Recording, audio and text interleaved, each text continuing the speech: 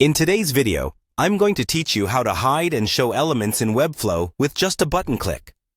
A neat trick that can really enhance user interaction on your website. If you're looking to improve the functionality of your site using Webflow's Visual Designer, this tutorial is perfect for you. First things first, let's access Webflow. Start by opening your favorite web browser and navigating to webflow.com. This is where the magic happens. Once you're there, hit the Login button in the top right corner of the page. If you don't have an account, it's quick and easy to sign up. But let's assume you're already part of the Webflow community. After logging in, you'll land on your dashboard, which is your control center for all your projects. Now, click on the dashboard link. This will take you to the heart of your workspace where you can see all your ongoing projects. From here, select the project you want to work on.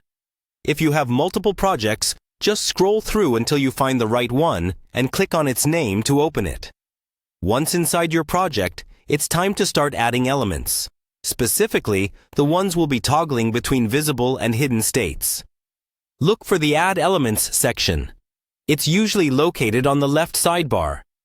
Click on it, and you're given a plethora of components to choose from. This is where we're going to add our button and the content you want to hide or show. Next, click on Navbar within your Elements panel.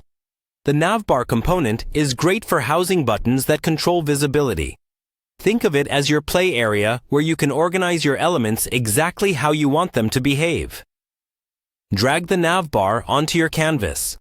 You have the freedom to style it however you like, aligning it perfectly with the aesthetic of your site. Now, with your navbar in place, it's time to add the actual button that will trigger the hide and show function.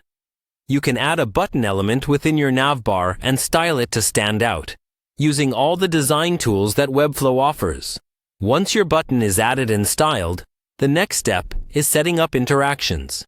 By opening the Interactions panel in Webflow, you can define actions for your button. In this case, you'll want to create an interaction where clicking the button toggles the visibility of a specific element. Select your target element first, and then set your desired show and hide actions under the button's click settings. And there you have it. By following these steps, you have successfully set up Webflow to hide and show elements on a button click, greatly enhancing the interactivity of your web page. Don't forget to preview your work to ensure everything functions smoothly and tweak any details to your liking. Thanks for watching, and happy designing!